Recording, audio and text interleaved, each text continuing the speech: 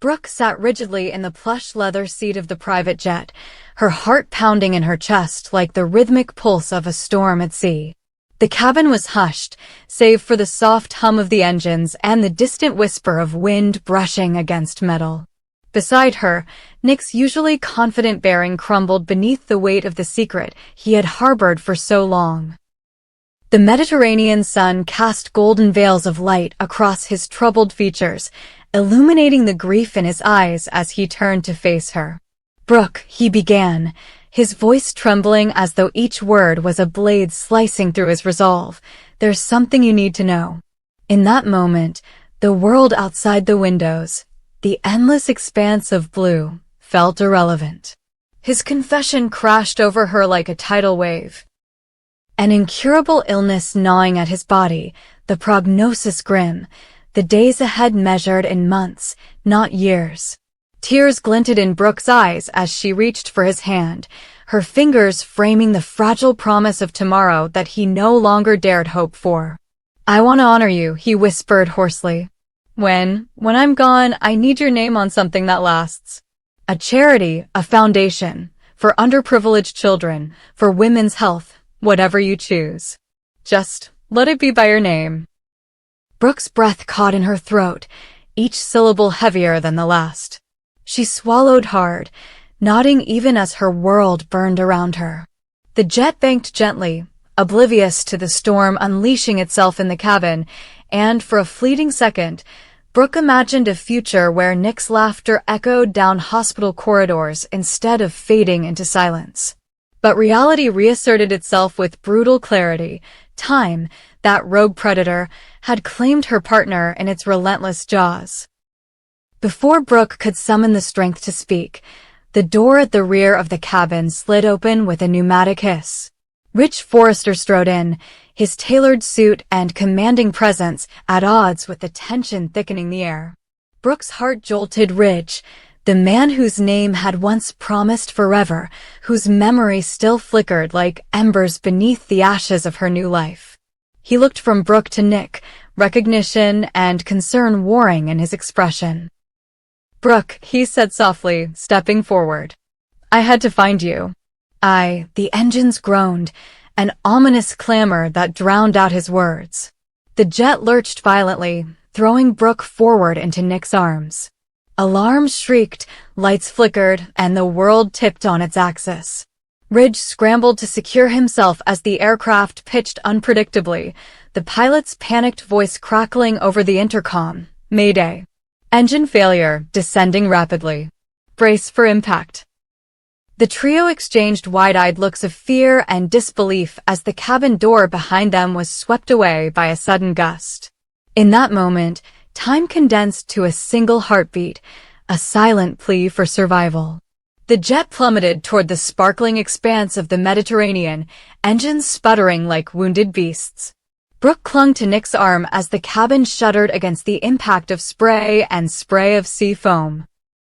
With a thunderous roar, the aircraft broke through the mist, colliding with the surface before grinding to a halt against a jagged outcrop of rock. Water surged into the cabin, rushing in icy torrents as the fuselage yawed and groaned. Brooke's world was a blur of screams, the stench of fuel, and the cold bite of salt water. When darkness finally claimed her senses, her last thought was a prayer, to be alive, to hold on, to find safety in the chaos. Brooke awoke to the caustic sting of salt in her eyes and the relentless glare of a Mediterranean sun. She coughed, pushing herself upward on one elbow, only to find Nick and Ridge mere feet away, equally battered but alive. They lay on a narrow strip of shoreline bordered by rocky cliffs and olive trees that trembled in the hot breeze. The private jet, a shattered tomb of twisted metal, lay partially submerged just offshore, its tail fin pointing accusingly at the sky. Brooke's gaze found Nick first, his face pale, temple grazed by glass, sweat and grief mingling in the corners of his eyes. Then Ridge, his hair tousled, shirt torn, jaw set in an expression of fierce determination. None of them spoke. Words were as scarce as water in the arid heat. Instead, They grappled with the raw shock that electrified their limbs. Ridge was the first to rise, staggering to his feet and brushing sand from his trousers. "We need to find shelter, water." "Survive," he said, voice firm despite the fear lurking beneath. Nick struggled up beside him, swaying. Brooke reached out, steadying him, her slender fingers a lifeline. "We'll figure it out," she murmured, though her own doubts seethed below the surface. They scavenged what they could from the wreckage. Nick found Brooke's cell phone, water bottles, a first aid kit. Ridge managed to extract a flare gun from a storage compartment.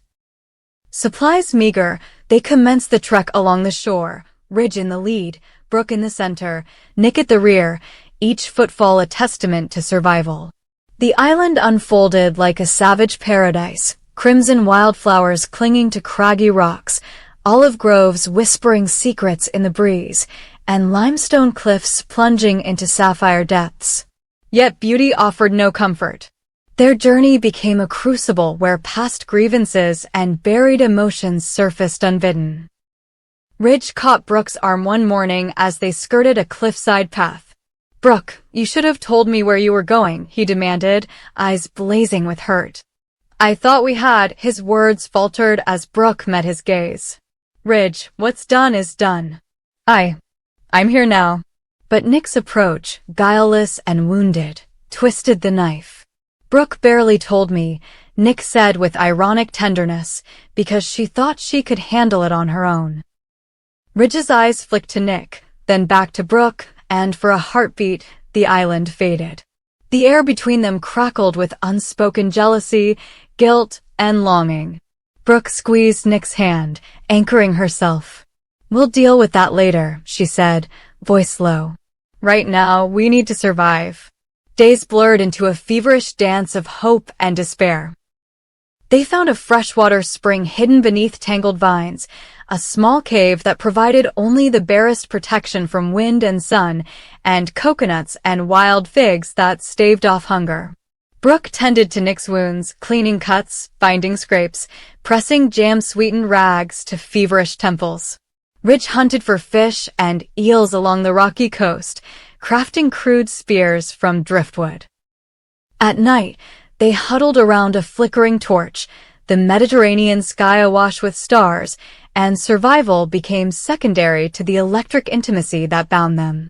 Brooke lay between the two men, her mind a storm of memories, Ridge's steadfast devotion, Nick's unwavering love, both entwined in her heart like twin vines. The island, with its capacious silence and remote grandeur, stripped them bare, exposing vulnerability that polite society had long buried. One evening, as waves whispered against the shore, Ridge broached the chasm left by Nick's confession. "He's sick," Ridge murmured, eyes unreadable. Brooke closed her eyes, the memory searing through her. Nick sat nearby, head bowed. "We know," she said softly. Ridge's jaw clenched. "You kept me out of it. You shut me out." The accusation cut deeper than any blade. Brooke's throat constricted. "I did what I thought was right. For both of you." Nick lifted his head, meeting Ridge's gaze with unflinching honesty. Brooke needed time. To accept it. To figure out how to breathe with one lung of love and one lung of pain. The words hung in the balmy air, unspoken truths finally finding voice. Ridge looked away, guilt mingling with regret. Brooke slid closer to him, draping her arm around his shoulders. "There's nowhere else I'd rather be," she admitted. "But I can't lose either of you." The admission flickered between them like a candle flame in a cave, fragile, trembling, yet defiant. The true test came when the flare gun they had been saving for rescue nearly discharged by accident. Brooke held the weapon with trembling fingers, memories of a distant wedding chapel where vows were exchanged as if they would never break. Now the gun represented both salvation and peril. Ridge's steady hand steadied hers. "Aim high," he instructed. "We're not aiming for fish." Brooke exhaled, flinched, and the bright red flare pierced the sky, trailing smoke like a comet's tail. They watched breathlessly as it faded into the heavens. At dawn, a distant silhouette appeared on the horizon, a rescue boat, responding to the signal. Joy and relief erupted among them, tears mingling with sweat and sea spray. As they boarded the vessel, each carried invisible scars ridged with the weight of guilt for standing aside when Brooke needed him. Nick with the cruel knowledge of his dwindling time, Brooke with the ache of loving two men whose lives had become irreversibly entwined with hers. On the return flight to Los Angeles, Brooke leaned against the curved window, watching the island shrink to a speck. Behind her, Ridge and Nick shared a quiet moment, two warriors bound by love, rivalry, and the crucible of survival. Brooke breathed deeply, her resolve forging anew. Nick's charity would bear her name, a legacy born of tragedy, but seeded with hope. Ridge and she would rebuild where they had faltered, weaving strength from suffering. And Nick, her partner, her beloved, would always have a place in her heart, immortalized in every life uplifted by the foundation he envisioned. The private jet soared above clouds, carrying them home, three souls forever changed by an island's ruthless beauty and the secrets it unearthed. Brooke whispered a prayer of gratitude for survival, for love that defied logic, and for futures yet unwritten. In that moment, as sun-gilded wisps of cloud scrolled beneath them, she understood that some gifts came only through pain, and that the heart, boundless and brave, could hold more love than the world had ever imagined. The hospital corridor was a blur of sterile white and muted voices, but to Hope Logan every footstep echoed like a hammer against her chest. She had just received the devastating news. Liam's brain tumor had progressed far beyond what any of them dared imagine. His prognosis was grim, his condition deteriorating with a speed that defied hope. His once bright eyes were now shadowed with pain, his laughter replaced by whispers of fear. Bill Spencer Jr., driven by both desperation and an unrecognizable burst of paternal love, made the decision that would shatter the world as they knew it. He would not wait for conventional medicine to fail them. In the dead of night, under the guise of a routine check-in for Liam's scans, Bill executed a plan as bold as it was reckless. He whisked his grandson, carried limp and pale but alive, out of the sterile halls and into the back seat of a waiting sedan. Security alarms rang out behind him, nurses and orderlies stumbling in disbelief, but Bill pressed the accelerator harder, pushing hope and fear into overdrive, bound for a secret treatment center hidden deep in the Swiss Alps.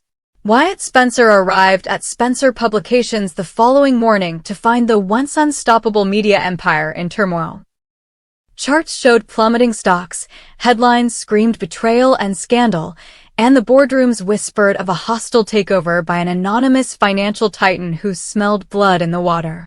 Wyatt, who had come to the company hoping to carve out his own legacy, found himself the reluctant captain of a sinking ship. The experimental treatment Bill bankrolled in Switzerland demanded a down payment of staggering proportions, money Spencer Publications could ill afford. Shares were sold to fund the cure that might save Liam's life, and each transaction opened the door a little wider to the mysterious predator gathering strength on the fringe.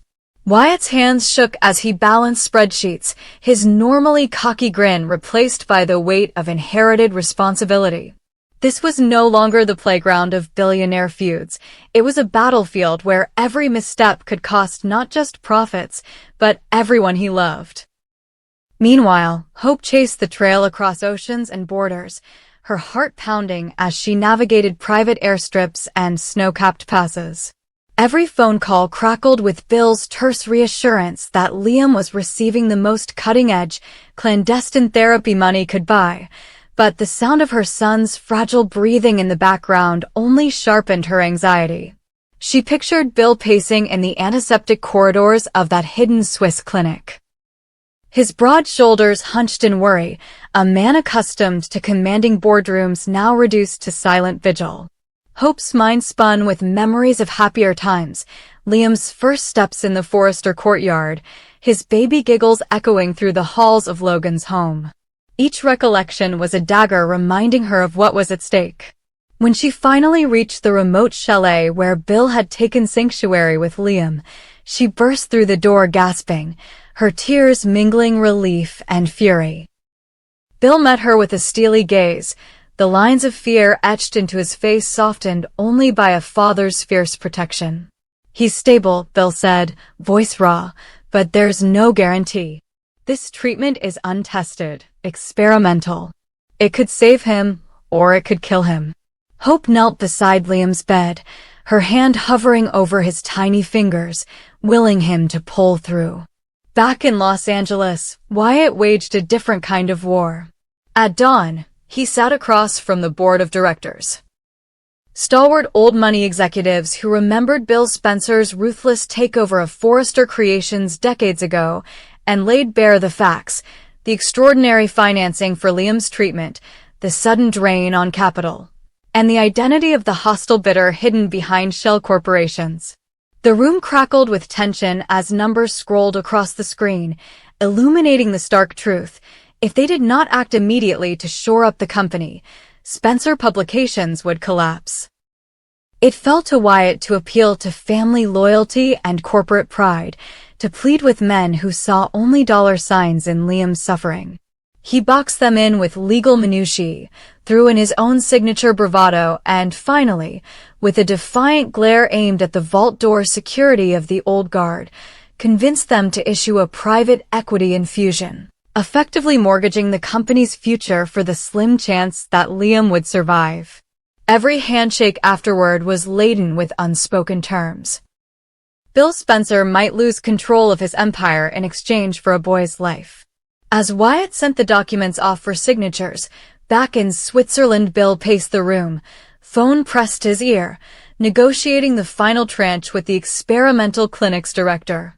Hope sat on the edge of their son's bed, brushing a damp curl from his forehead, her mind unable to still the racing thoughts. She and Bill exchanged glances that spoke of unspoken blame. Her for not trusting conventional routes sooner, him for charging in with his usual bravado. But grief and guilt gave way to unity as they held each other's hands, a single force resolved to save Liam no matter the cost. With the closing of legal formalities, Bill gave the order, transfer the funds and proceed with the operation. The clinician nodded, the nurses prepared, and in the hushed hush of sterile lights, the life of a little boy and the fate of a mighty company hung in delicate balance. In Los Angeles, Wyatt watched the new share certificates roll out, marking him officially as acting CEO with emergency powers. As the ink dried on the documents, he realized that his battle was only beginning. The anonymous bidder, sensing resistance, stepped up the pressure with an unrelenting bidding war, threatening to expose every hidden debt, every offshore account. Wyatt prepared the war room once more, calling on old allies and revealing family secrets to keep the vultures at bay. He reached for his phone to call Bill, to report on the company's tenuous stability, and to plead for Liam's recovery, knowing that the stakes were higher than any boardroom drama. If his nephew lived, the company might survive. If Liam died, Spencer Publications would collapse under the weight of its own sacrifice.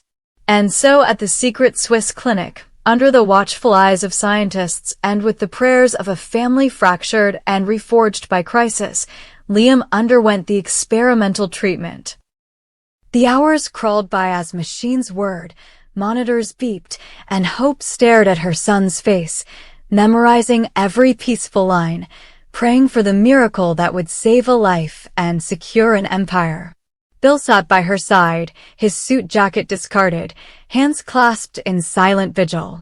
Across continents, Wyatt stood in the glass-walled boardroom of Spencer Publications, flanked by lawyers and financiers, heart tethered to that alpine chalet by wires of fear and hope.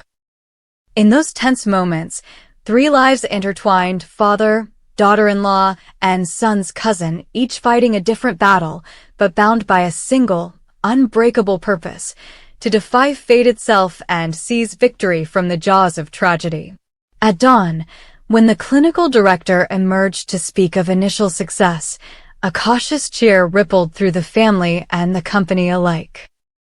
The cure was not certain, the takeover not yet repelled, but in the fragile victory lay the promise of new beginnings, forged in desperation, sustained by sacrifice, and destined to rewrite the legacy of Spencer Publications and the Spencer family forever.